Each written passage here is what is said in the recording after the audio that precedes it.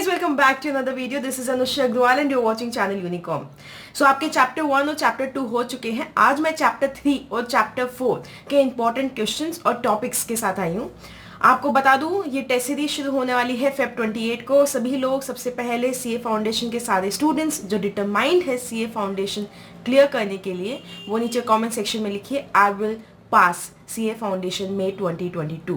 ये मैं हर वीडियो में इसलिए कहती हूँ, आप जितनी बार ये लिखेंगे, जितनी बार अपने आप से बोलेंगे, आपके अंदर एक पॉजिटिव एनर्जी फ्लो होगा और आप ज़्यादा मेहनत से काम कर पाओगे.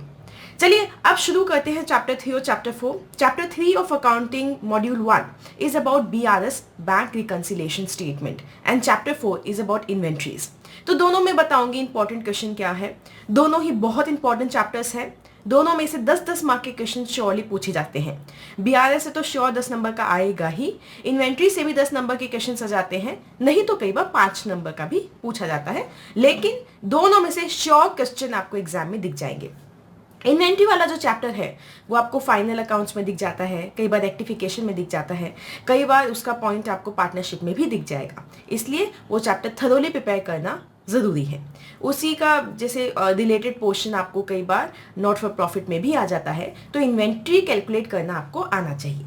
चलो एक एक लेती हूँ. सबसे पहले बीआरएस उठाते हैं, बैंक रिकंसिलिएशन स्टेटमेंट. आपको फिर से बता दूँ, अगर आपको नोट्स चाहिए, इसके रिलेटेड क्वेश्चंस चाहिए तो हमारे टेलीग्राम पे जाइए, सब्सक्राइब कीजिए, फॉलो कीजिए. उसमें हम रेगुलरली अपडेट कर रहे हैं. अगर कोई चीज़ मैं भूल गई हूँ टेलीग्राम पे अपडेट करना, बिकॉज मैं थोड़ी भुलक्कड़ टाइप की हूँ, तो आप मुझे नीचे कमेंट सेक्शन में याद दिलाते रहिए कि मैम इसके क्वेश्चंस डाल दीजिए, मैम ये पर्टिकुलर क्वेश्चन हमें नहीं आता है. तो मैं अभी 7 दिन के लिए कंप्लीटली आपकी प्रिपरेशन पे लगी हूँ. इसलिए अकाउंट्स में अगर कोई पर्टिकुलर इलस्ट्रेशन, पर्टिकुलर टाइप में आपको प्रॉब्लम है तो नीचे कमेंट सेक्शन में बताते रहिए, मुझे अपडेट करते रहिए. ठीक है, नाउ कमिंग बैक बीआरएस के बारे में. बैंक रिकंसिलिएशन स्टेटमेंट आखिर होता क्या है, ये पूरे डिटेल वीडियो मैंने बनाए हैं जिसके लिंक्स आपको डिस्क्रिप्शन बॉक्स में मिल जाएंगे. ये मेरे पुराने वीडियोस में आपको ये सब कुछ मिल जाएगा. अब इसमें क्या क्या पढ़ने का, आपको किस तरह के क्वेश्चंस आते हैं, ध्यान से मेरी बात समझना. बैंक रिकंसिलिएशन स्टेटमेंट में अच्छे से समझ लो कि बैंक पासबुक क्या होती है और कैश बुक क्या होती है. 2 कॉलम 3 कॉलम सारी कैश बुक कैसी होती है वो अच्छे से समझ लो.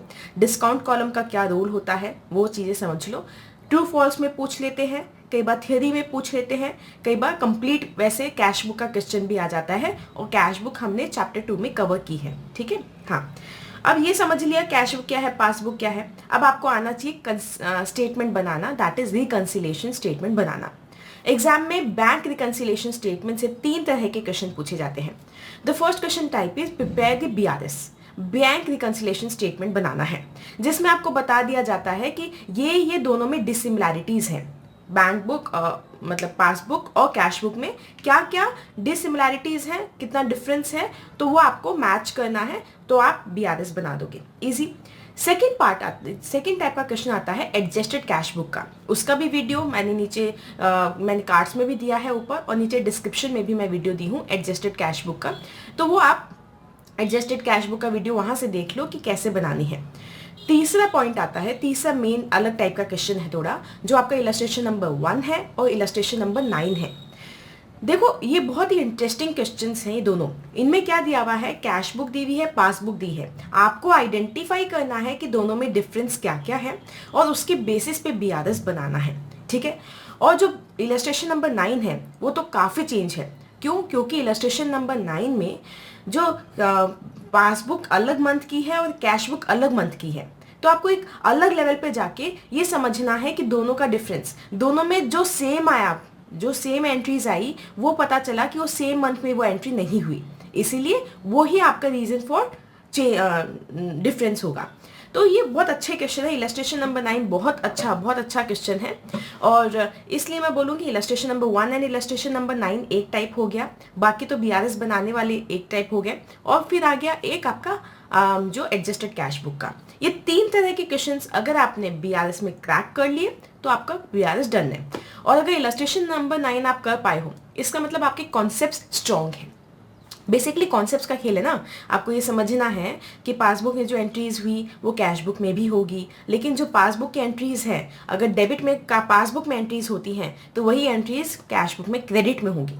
सबके रीज़न और लॉजिक मैंने मेरे वीडियोस में बताए हैं, ठीक है।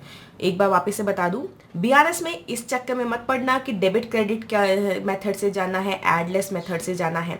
मैंने आपको एक ऐसा मेथड बताया है जिसमें चाहे आपके पास किसी भी तरह के बैलेंसेस दिए हुए हो, पॉजिटिव बैलेंस या नेगेटिव बैलेंस, चाहे आप एडलेस करते हो, डेबिट क्रेडिट करते हो, चाहे बैंक बुक से स्टार्ट करते हो, चाहे कैश बुक से स्टार्ट करते हो, वो इतना इजी और अप्रोप्रिएट मेथड आपको लगेगा कि एक ही तरीके से आप हर तरह के क्वेश्चंस कर पाओगे। इसलिए थोड़ा सा समझ लेना, आपको इजी लगे तो वो फॉलो करना, अगर आप जो फॉलो कर रहे हो वो सही लगता है तो वो करना, ठीक है। लेकिन क्वेश्चन सॉल्व होना चाहिए विदाउट एरर, क्योंकि बीआरएस में एरर कर दिया तो मैं बोलूँगी आपने बोनस मार्क्स खो दिए, इसलिए ये अच्छे से प्रिपेयर करना, ठीक है। हो गया 6 मिनट में बीआरएस, अच्छे से वीडियोस दिए हैं वो देख लेना, टेलीग्राम से नोट्स ले लेना। अब आते हैं इन्वेंट्रीज पे, बहुत इंपॉर्टेंट चैप्टर है, बहुत ज़्यादा इंपॉर्टेंट चैप्टर है स्टॉक इन्वेंट्री। क्या ज़्यादा इसमें इंपॉर्टेंट है, देखो एक तो बहुत नॉर्मल कॉन्सेप्ट है, बहुत ज़्यादा इंपॉर्टेंट नहीं बोलूँगी इस कॉन्सेप्ट को, लेकिन हाँ पता होना चाहिए FIFO method, LIFO method, average method, weighted average method and then special identification method, और इम्पॉर्टेंट मेथड कौन सा, एडजस्टेड सेलिंग प्राइस मेथड। बाकी सब में मैंने बोला हाँ हाँ हाँ हाँ कर लेना करना है, ऐसा नहीं छोड़ना है कि मैम ने बोला हाँ, नहीं करना है, आगे तक काम आएगा। जब एएस पढ़ोगे उसमें भी पढ़ोगे, फाइनल्स में और इंटर में भी काम आएगा ये, तो पढ़ना पूरा है। लेकिन एडजस्टेड सेलिंग मेथड अभी आपके फाउंडेशन लेवल पे इंपॉर्टेंट है, काफ़ी क्वेश्चंस पूछे जाते हैं, और एडजस्टेड सेलिंग मेथड से बाकी चैप्टर्स में भी कई बार एक एक क्वेश्चन आपको देखने को मिल जाएगा, इसलिए एडजस्टेड सेलिंग मेथड देखना।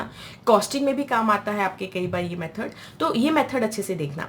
बाकी एवरेज सब देखने, average, simple average, weighted average, एक एक क्वेश्चन सबका करना। इन्वेंट्री एक ऐसा चैप्टर है फ्रेंड्स कि उसके हर एक इलस्ट्रेशन को सॉल्व करना पड़ेगा, क्योंकि हर एक इलस्ट्रेशन डिफरेंट टाइप का है। जैसे इसमें भी आपको बताओ, इलस्ट्रेशन नंबर 9 बहुत इंपॉर्टेंट इलस्ट्रेशन है, क्योंकि सिमिलर सा इलस्ट्रेशन एग्जाम में पूछा गया है, यही एमटीपी में भी उन्होंने दिया है, आरटीपी में भी दिया है, अलग अलग ईयर्स की। तो इसकी अगर कंबाइंड आपको आरटीपी एमटीपी की क्वेश्चंस चाहिए तो नीचे कमेंट सेक्शन में बताओ और मैं आपको प्रोवाइड करवाऊंगी टेलीग्राम पे। तो इलस्ट्रेशन नंबर 9 इसका बहुत इंपॉर्टेंट है, क्योंकि ये बहुत अलग अलग से फिगर्स को चेंज करके अलग अलग जगह पूछा गया है। फिर इसमें एक तो टाइप ऑफ क्वेश्चन मैंने बता दिया, इन्वेंट्री कैलकुलेट करनी है through method, simple, weighted, special identification, adjusted selling method, वो आपको करना है, ठीक है, वो आप करोगे। उसके अलावा इसमें इंपॉर्टेंट क्वेश्चन आ जाता है एडजस्टेड सेलिंग में भी कई वेरिएशन के साथ, जैसे इलस्ट्रेशन 7 ये इन्वेंट्री टेकिंग वाला क्वेश्चन है, ये भी इंपॉर्टेंट है। ये मैं इसको ग्रॉस प्रॉफिट मेथड से करवाती हूँ, तो वो भी काफ़ी इंपॉर्टेंट क्वेश्चन है, वो करोगे। इलस्ट्रेशन नंबर 5, इलस्ट्रेशन नंबर 6 और इलस्ट्रेशन नंबर 7। इलस्ट्रेशन नंबर 8 भी क्वाइट सिमिलर सा है। इलस्ट्रेशन नंबर 9 कम्प्लीटली डिफरेंट है, इसलिए वो आपको अच्छे से करना है। तो यहाँ तक समझ गए मैंने आपको क्या बोला, इन्वेंट्री में हर एक इलस्ट्रेशन करोगी, क्योंकि हर एक इलस्ट्रेशन एक डिफरेंट टाइप का इलस्ट्रेशन है। प्रैक्टिस के लिए आप RTP, MTP, previous year questions करोगे, और इसके मैं यहाँ पे सबसे ज़्यादा स्ट्रेस करूँगी इसके प्रैक्टिकल क्वेश्चंस, क्योंकि इसके प्रैक्टिकल क्वेश्चंस काफ़ी डिफरेंट है। जो प्रैक्टिकल क्वेश्चन जिसमें प्रैक्टिकल क्वेश्चन नंबर 1 और प्रैक्टिकल नंबर क्वेश्चन 2, 3, 4, ये चारों क्वेश्चन काफ़ी डिफरेंट क्वेश्चन हैं, काफ़ी अच्छे क्वेश्चन हैं, टफ क्वेश्चन हैं। मतलब मैं ऐसे कहूँगी, क्योंकि जब भी हम लाइव क्लास लेते थे, इन चारों क्वेश्चन में किसी न किसी स्टूडेंट को हमेशा डाउट होता था। तो अगर चाहोगे तो मैं एक सेपरेट वीडियो बना दूंगी जिसमें प्रैक्टिकल क्वेश्चन चारों मैं एक्सप्लेन कर रही हूँ। तो इन्वेंट्री काफ़ी इंपॉर्टेंट चैप्टर है। किस तरह के क्वेश्चंस आते हैं ध्यान देना, 3 मेजरली क्वेश्चंस आते हैं इसके अंदर।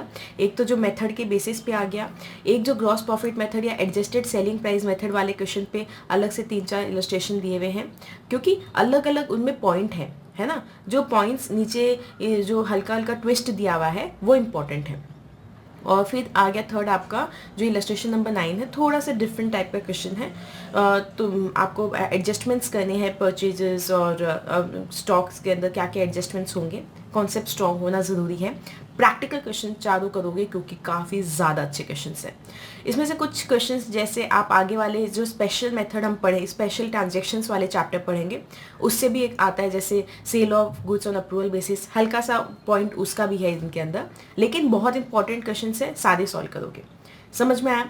तो बियादर्स इन इन्वेंट्री आप very important question, type of question को आइडेंटिफाई कर लो कि ये क्वेश्चन है इस तरह का, मुझसे तीनों तरह के क्वेश्चन हो रहे हैं, इसका मतलब I am good to go in this chapter. Okay, इस तरह का कॉन्फिडेंस आप में आना चाहिए।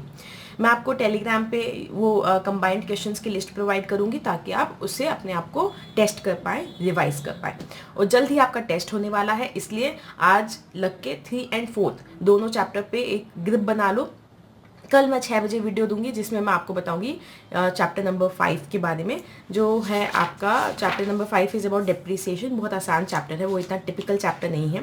उसमें तो 2-3 चीज़ें बता दूंगी। सबके रिलेटेड वीडियोज़ मैं डिस्क्रिप्शन बॉक्स में दे रही हूँ, तो आप डिस्क्रिप्शन बॉक्स से रिलेटेड वीडियोज़ डिटेल में पढ़ लेना।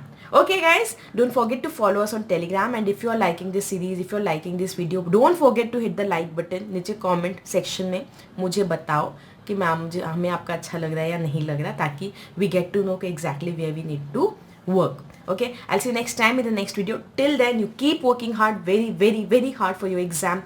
Keep telling yourself that you will pass CA Foundation for sure. I'll see you next time. Take care. Bye bye.